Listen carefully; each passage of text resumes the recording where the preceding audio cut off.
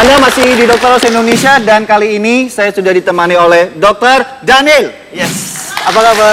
Kabar baik, Dok. Di segmen ini saya ingin memberikan beberapa tips buat Anda untuk meningkatkan kemampuan otak dalam menjaga memori alias menurunkan resiko kepikunan. Kepikunan. Iya, bagaimanapun pertambahan usia ini meningkatkan resiko seseorang menjadi mudah lupa, bahkan tidak ingat, atau lebih berat lagi pikun. Pikun. Ya? Kenapa ya dok bisa pikun? Nah itu usia satu bisa juga karena gangguan trauma pada otak banyak sebenarnya. Iya. Ya? Dan mungkin dari faktor lingkungan juga ya dok. Faktor lingkungan jelas. Pencemaran yang mungkin dapat merusak sel-sel syaraf kita. Nah terutama sel otak. Sel otak. Nah di sini ada beberapa tips yang ingin saya sampaikan kepada Anda. Yang pertama adalah biasanya kalau ibu-ibu belanja ke pasar, supermarket atau apapun itu yang berkaitan dengan angka, usahakan dari sekarang jauh-jauhin kalkulator. Usahakan untuk mikir sendiri. Misalnya, ini harganya berapa? 3.450, ditambahin satu lagi 6.700, coba dihitung sendiri. Itu akan merangsang sel-sel saraf untuk berkembang atau menjaga kekuatannya. Jangan dimanjain otak, atau bisa dengan teka-teki silang. Oke, jadi dilatih ya dokter Rian ya. Dilatih supaya tetap bisa on terus begitu ya. Nah, kedua adalah melakukan yoga otak. Yoga otak. Nah, yoga otak itu seperti apa? Mungkin Anda tahu bahwa yoga itu seperti kayak diem, kemudian kayak orang, ya semedi lah. Ya, semedi. Nah, berarti begini tangannya dok. Kalau dari saya, ya tips buat Anda, saya ingin penonton saya yang di studio mengikutinya. Anda kepal dua tangan, Dr. Daniel juga ikut. Ya, kepal dua tangan. Kepalkan dua tangan, lalu tangan kiri, tolong telunjuknya dikeluarin. Telunjuk, tangan kiri. Tangan kanan kelingkingnya. Kelingking tangan kanan. Ya? Berarti ini ada yang kita mainkan hanya dua jari ini aja, yaitu kelingking dan telunjuk. Lalu Anda buat ini berubah. Pelan-pelan dulu. Pelan-pelan. Jadi telunjuk tangan bisa kanan ya. Kalau sudah mulai terbiasa, mulai cepat. Ayo. Yang penonton yang di rumah juga bisa mengikuti. Ini adalah salah satu cara yoga otak untuk meningkatkan kemampuan otak. Ayo. Dokter Daniel apa begini? Coba Dokter Daniel. Hap, hap, begitu dok. Betul ya? Belipet. Coba ibu-ibu gimana? Bisa nggak? Bisa? Oke, ini ya bisa dilakukan setiap hari, santai aja menjelang tidur atau lagi nunggu siapa ya. Ini untuk membantu otak kita supaya tidak mudah pikun. Supaya tidak mudah pikun. Mungkin ini dok ya, kenapa tangan kanan kiri? Mungkin supaya otaknya seimbang ya? Iya, jadi kita otak berusaha kanan, untuk otak kiri. Membuat koneksi baru dalam memori otak. Oke. Seperti itu ya. Yes. Yang terakhir, ya tips dari saya untuk meningkatkan kemampuan otak adalah mengkonsumsi makanan atau buah-buahan yang mengandung vitamin, mineral, bahkan antioksidan. Ya. Yang pertama adalah telur. Telur ini mengandung kolin. Ya, ini bagus untuk meningkatkan memori otak. Oke. Ya, kuning telurnya terutama. Kuning telur. Tapi bagaimanapun kuning telur maksimal adalah 1 atau 2. Ya. Jadi jangan tanpa kuning telur sama sekali. Oke. Pada dasarnya bukan telurnya yang jahat, pengolahannya. Telur santannya, ya seperti itu.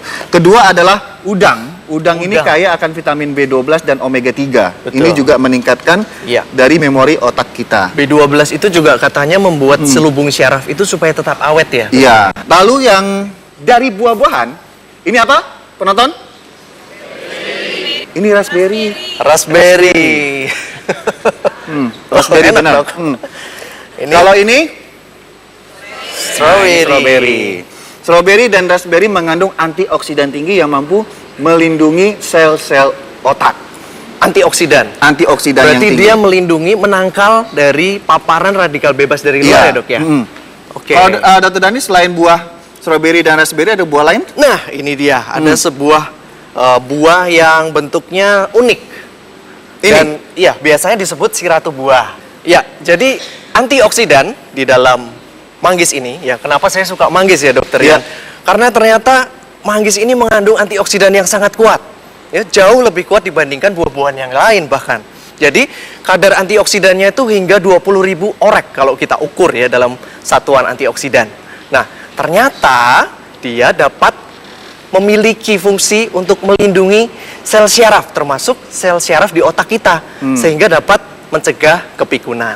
Nah, kegemaran masyarakat kita untuk mengkonsumsi buah-buahan cukup tinggi, termasuk salah satunya manggis. Apakah kemampuan dari manggis yang tadi dikatakan oleh Dr. Daniel bisa optimal dengan mengkonsumsi seperti saat ini, misalnya ini buahnya, saya kupas, saya makan dagingnya, atau ada proses lain?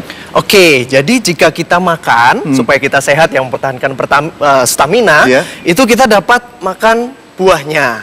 Tetapi ternyata si kulitnya ini, Dokter Yan, kulitnya yang berwarna merah keunguan ini loh, yang justru mengandung antioksidan yang kuat sekali. Sebentar, saya tanya penonton saya, pernah makan kulit manggis?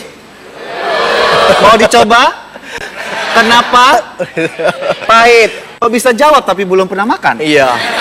Ya udah, pahit katanya dok. Pahit, keras gitu ya. Kan nggak mungkin ingin mendapatkan Iya. antioksidan yang bagus, yang optimal, yang tinggi, ditotolin itu. Iya, kulitnya. ditotolin atau ditelan begitu saja, Iya. malahan bisa membuat pencernaan kita terganggu. Kenapa? Karena sifat astringen ya di Hah? dalam kulit manggis tadi Iya. yang Kalau dimakan dapat gitu-gitu aja ya. menyebabkan bahkan dapat kejang itu usus kita. Walaupun istilahnya dia buat jus sendiri dari kulit manggis di blender Iya, juga, itu karena tidak bagus. ada senyawa tanin ataupun saponin yang dapat membuat si usus itu menjadi kaku begitu. Nah, prinsipnya tidak boleh mengkonsumsi kulit manggis dalam kondisi utuh. Nah, utuh kan tadi bisa Enggak utuh menyebabkan- maksudnya di blender gitu. Itu nggak Ya, boleh ya. lebih baik diekstrak, Dokter Oke. Yan. Kalau diekstrak secara modern tentunya ya, kita sudah bisa mendapatkan kandungan zat aktif yang tidak terganggu oleh senyawa-senyawa lain yang Zat merugikan. aktif berupa apa? Senyawa aktifnya adalah alfa mangostin, beta dan gamma mangostin. Jadi Nah, 3 senyawa itu tadi yang bisa meningkatkan kemampuan otak untuk terlindungi dari radikal bebas. Ya, 3 Gitu. senyawa aktif tadi dapat Oh. melindungi selaput otak kita supaya awet, supaya kita tidak cepat pikun. Oke, baik. Terima Begitu. kasih Dokter Daniel. Beri tepuk tangan untuk Dokter Daniel. Iya. Setelah ini ada tips buat Anda bagi yang bermasalah dengan rambut berketombe. Tips seperti apa? Jadi tetap di Dr. Oz Indonesia.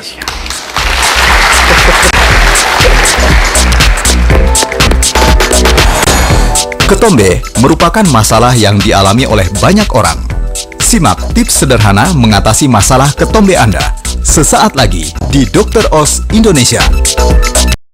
Merupakan salah satu dari beberapa tanda-tanda yang umumnya terjadi pada orang-orang berusia lanjut.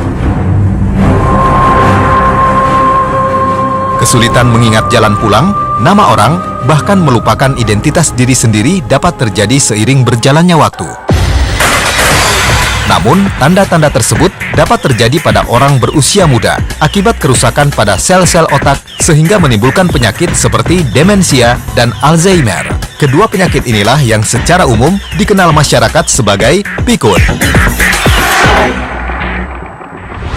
Seiring bertambahnya usia, yang namanya daya ingat mulai turun, ini adalah satu proses yang wajar atau normal. Ini adalah proses degeneratif, ya. Tapi siapa sih yang mau jadi pikun, benar?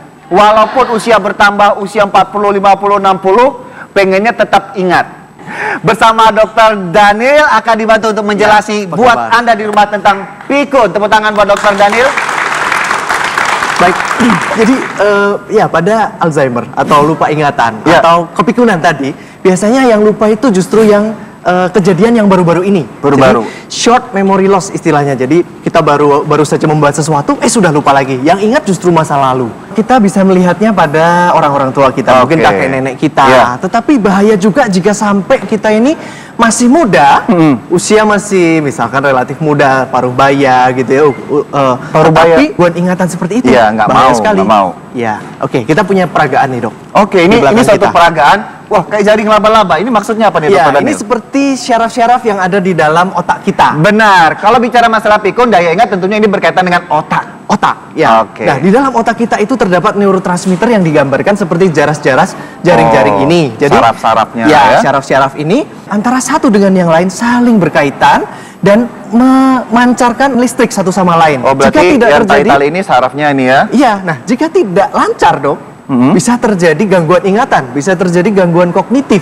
Bahkan Oke. pada Alzheimer yang parah itu tidak dapat misalkan ya tidak dapat lagi mengoperasikan suatu misalkan sendok garpu tidak bisa, akhirnya tidak bisa makan sendiri. Masih mending itu, dok. Kadang-kadang baru selesai dikasih makan sama anaknya, marah-marah sama anaknya. Iya. Kok mama belum dikasih makan? Iya. Kan itu kita nggak mau sampai Lupa orang tua lagi, terjadi gitu. seperti itu. Nah, balon-balon di sini maksudnya apa, dok? Nah, balon-balon inilah Iya. yang berperan. Jadi, balon-balon ini bukanlah suatu yang baik dalam peragaan ini. Iya. Ternyata ini disebut amyloid plaque atau suatu plak-plak oksidatif ya, yang sifatnya radikal bebas, yang sifatnya merusak, lengket sekali. Sebetulnya dia adalah protein-protein yang sudah rusak. Oke. Dia akan menempel atau membuat gangguan Dari antaran listrik yang tadi Dokter Daniel bilang ya. antaran listrik dari satu neurotransmitter otak ke neurotransmitter otak yang lainnya. Akhirnya jika banyak fungsi kognitif, fungsi memori, bahkan kadang juga fungsi perasaan dan lain sebagainya, dokter. Ya. Oke, nah tadi kita tempel-tempel tadi, amyloid plaque tadi dapat membuat terputusnya satu sel otak dengan sel otak yang lainnya. Jahat sekali ya. Ya, contohnya saya ibaratkan seperti saya yang menggunting. Ini tidak hanya membuat hantaran listrik saraf atau memori itu berjalan lancar dari Betul. beberapa serabut saraf, tapi juga sampai membuat saraf itu kekuatannya hilang, akhirnya Iya. terputus Nah, seperti yang seperti ini. Ini ya. Ya, jadi jika terputus artinya tidak terjadi suatu loncatan syaraf di sana, tidak ada aliran arus Oke. listrik di sana. Awal-awal mungkin nggak kerasa ya. Ya. Aduh. Terus apalagi dengan kemajuan teknologi, belanja ke pasar atau beli sesuatu yang agak ribet-ribet ngitung, pakai kalkulator, nggak Ya. mau ngelatih otaknya. Otak kita. Ada kan namanya senam apa yoga otak? Yoga kan? otak, betul. Jadi Nah. bisa juga kita itu melatih. Lalu juga kita perlu mengkonsumsi nutrisi yang sifatnya dapat membantu otak kita, Oke. Dokter Yan. Jadi nutrisi yang sifatnya neurotropik. Neurotropik misalkan vitamin B6, B9, B12. Ya. Seperti yang terdapat dalam buah-buahan misalkan. Dalam protein, dalam makanan kita sehari-hari. Iya. Nah, saya di sini punya buah. Buah apa, Dokter Yan? Buah apa, Dek? Buah Kirain manggis. waduh. Ya. Buah manggis ya. Buah manggis ini memiliki kadar B12, B9 yang Sebagai tinggi. neurotropik itu tadi Ya, ya. Oke. itu yang pertama. Lalu yang kedua, di dalamnya terdapat antioksidan yang kuat, dokter. Jadi antioksidan yang kuat ini dapat mengurangi atau dapat menyerap si amyloid plaque tadi. Nah, itu contohnya. Jadi seperti diserap. Nah, dengan kita mengkonsumsi secara teratur ekstrak dari kulit manggis yang berwarna merah keunguan itu, ternyata zat aktifnya dapat membuat otak kita itu dibersihkan atau diserap si plak-plak amyloid yang lengket tadi. Berarti anggap ini terlepas ya. Iya, terlepas. Kita copot, ini anggapnya terlepas. Nah, Oke. dengan demikian diharapkan ya perjalanan informasi dari satu sel syaraf dari satu neurotransmitter ke yang lainnya dapat berjalan dengan lancar. Oke. Otomatis memorinya lebih baik dan membantu mencegah kepikunan. Wah, mantap sekali. Tepuk tangan buat Dokter Daniel. Ya, terima kasih. Terima kasih ya, Dok. Baik, Bagaimanapun pencegahan lebih baik daripada mengobati, selalulah untuk berusaha menggunakan otak atau pikiran kita supaya menurunkan resiko kepikunan dini. Setelah ini ada hoaks mengenai stroke. Seperti apa? Sesaat lagi di Dokter Os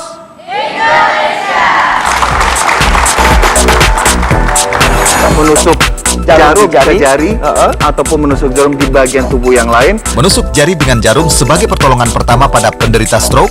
Simak penjelasannya di Dr. Os Indonesia.